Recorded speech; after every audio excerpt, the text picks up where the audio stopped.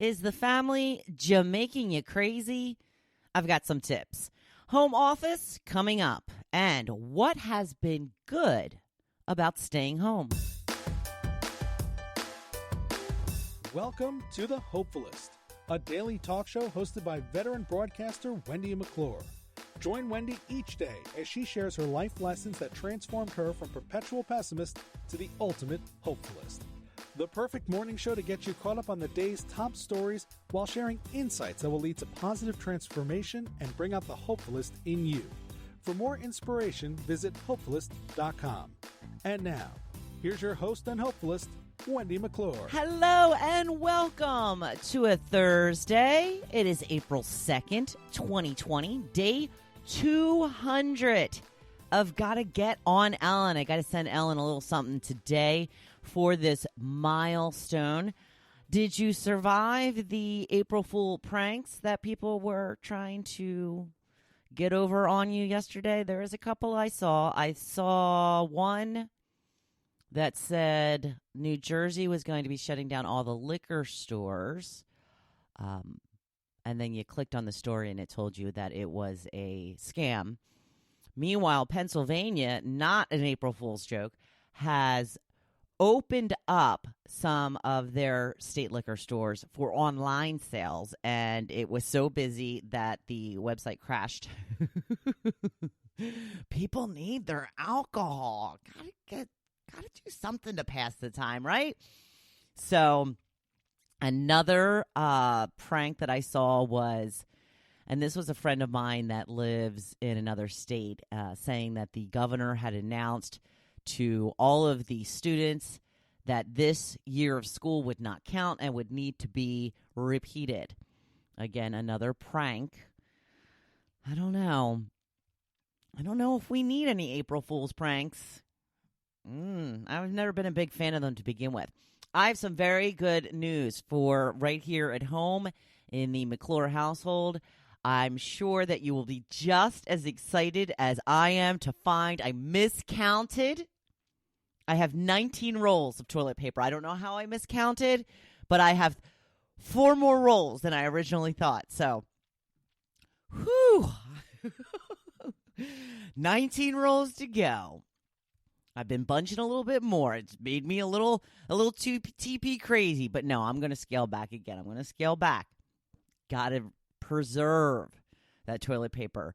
I had seen on one of the community pages that I'm on. I'm on a community page in the town that I used to live in Bensalem, Pennsylvania, and somebody had put up on that group page last night, Giant on Street Road has Scott tissue toilet paper. Okay, well, not anymore. So it's coming in dribs and drabs. So Joe is home. He's been home for the last few days. He woke up on Tuesday morning with a bit of a cough and a sore throat, and he went off to work, and I called him before he got too far, and I was just like, you know what? Maybe you should come home. You just don't know what's going on. We don't want to be infecting other people. So he came home, called the doctor at 8 o'clock when they opened, our primary care physician, and, you know, they were just like, I could hear the receptionist on his line, and she was just like, well, what makes you think that you might have it? What are your symptoms? Blah, blah, blah, blah, blah, blah, blah. She's like, all right, well, we can get you in at 9 o'clock, but when you get here, don't come in. Call us from the parking lot, and someone will come out and get you. So it was this big ordeal, and the doctor actually did come out, walk him in, and, you know, he listened to his lungs and asked him his symptoms, never had a fever, anything like that. And the doctor even said, you're good. You know, I'm almost 100% positive you don't have it. I'm not even going to give you the tests because we need them for people who we feel have more symptoms. And he said, well, I'm not going to be able to go back to work unless I get a negative test. So he did go ahead and do the test. We are waiting for the results. We were originally told it would only take 24 hours, which I'd been hearing they were taking like 7 days. So I don't know why his was supposed to be fast-tracked. I don't know if it was some sort of newer test, but he still doesn't have them, and it's been more than 24 hours. When we called to ask about them, we were told, you can imagine how busy we are right now. Okay, then. Then you shouldn't have told us that the results will be back in 24 hours. Just saying. So Joe is home.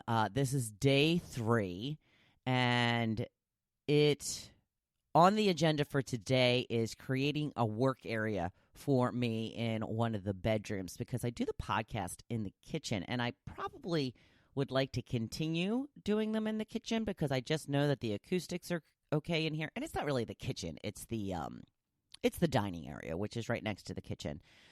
We'll see. I'm a little worried about traffic noise if I go back in the bedroom because that's close to the road.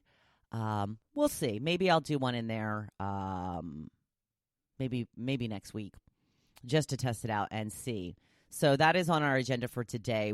I have a desk in there already, but it is covered in crap.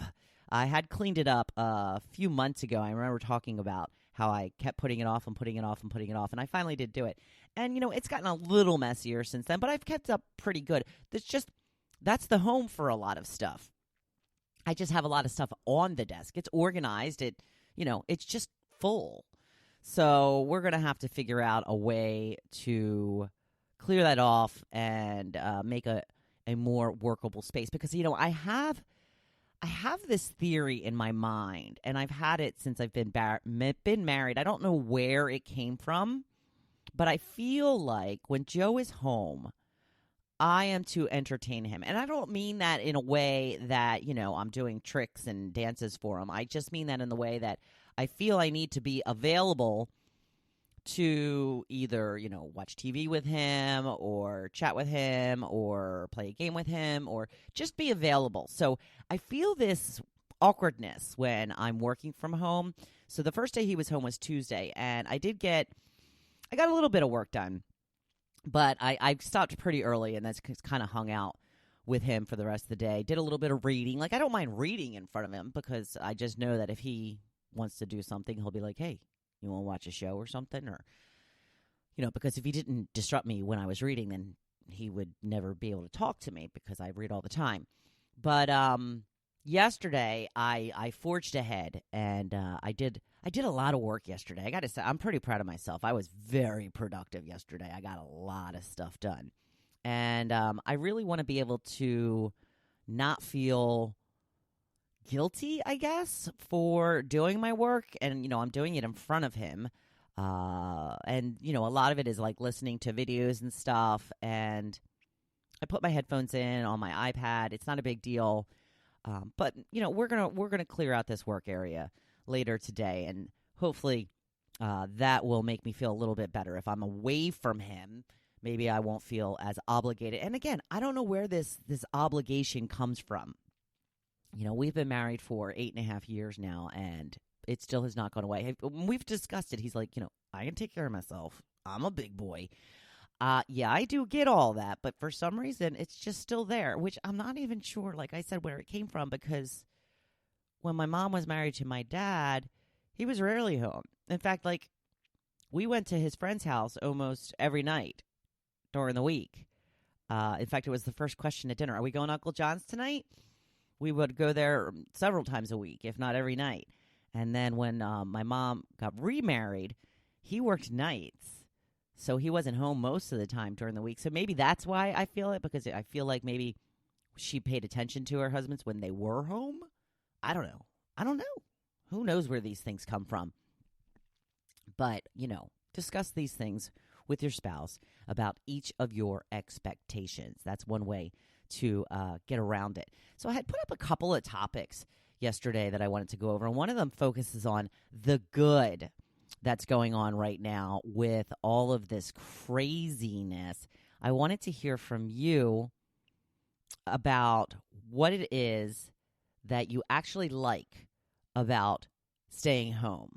And I started with, I had a jammy day yesterday. I didn't even plan on having a jammy day, but by the time I realized that I still hadn't changed out of my jammies, it was about 1 o'clock, and I figured, well, why change now?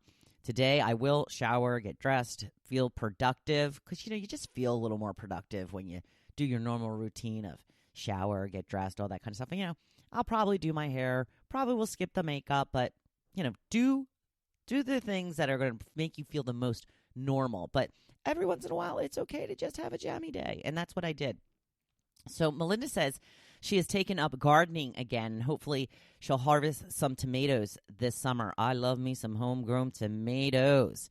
Melissa says she loves sitting down at the dinner table as a family every night. That's very nice. Kate says I can sleep later. No need to get up early to shower, blow dry, and do my hair, do my makeup, make sure I have clothes. I can wake up minutes before my day starts for work, and I love it. Plus, I'm saving money on gas and grabbing tea in the morning. Adele says she's actually eating meals on actual dinnerware now. Good for you, Adele. Katie says the fact that we are forced to slow down. We are always working and going here or there for one function or another, and the fact that we have to stay home is a blessing in some ways. I agree. Lauren says, no bra. Good for you, Lauren. I feel uncomfortable without a bra. It's not a good feeling for me. Marcy says time with my boys, both of whom will be gone to college in the fall, and time to work on projects I didn't have time for before. And Kathy says having all my men around me and near, although they are first responders, so they are off when the time calls. So thank you and thank them, Kathy, for their service. I know Kathy's got one husband and two sons, so that's all the men that she has around her. I did have a second topic that I'm going to talk about as well. I wanted to know what you are baking since you've been home. I've seen a lot of my friends talking about stuff that they have been baking. And let's see, Sue posted something.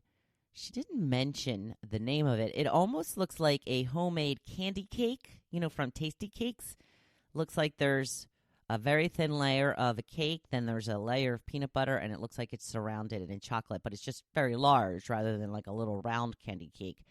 Marcy posted a picture of her son's 18th birthday cake. He's a programmer on his robotics team, and it's got code on it, like computer code. So that's pretty cool. Jim says he has made nata. My friend Tracy said, I'm not much of a baker, but this was delicious. It's looks like a ham, egg, and cheese sandwich on a bagel. Oh, gosh, I got to get a bagel today. I'm feeling it. I'm feeling a bagel. Roxanne says, well, today will be my first day cooking because I've been sick, and I'm making a giant Pop-Tart. She said, we go to a place in Maryland called the Iron Rooster, and they make the best homemade giant Pop-Tarts, so I'm going to try.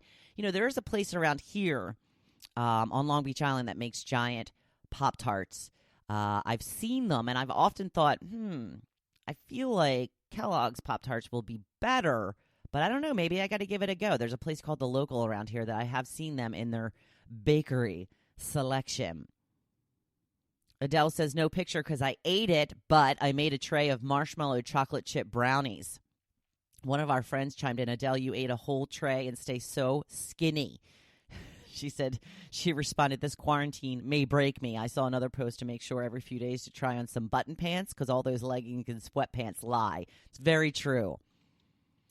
Dolores posted a couple of pictures if you would like to check them out. Some pasta dishes. One looks like it has sausage and I don't know if it's parsley or in like Swedish meatballs. It looks like really, really good. And then some rigatoni. And then a cake. Camilla posted a picture of bread. Only half a bread. She said there's only half left. It looks really fancy to me. Megan says, I've made some brownies, apple cake the past 2 weekends, and also baked waffle sticks. And my husband's going to do some peanut butter cookies. Oh, those waffle sticks look amazing. I would like some of those, please. Ashley says, strawberry bread, it was okay. I'm learning not to waste any food. I told her about my husband's killer strawberry banana bread. She says she's going to make a banana bread recipe next. Marnie posted some cupcakes that she had baked. They're very fancy. They look professional, in my opinion. Eleanor says banana bread, sugar cookies, and Joe says lasagna. And I said, you sure did make some lasagna.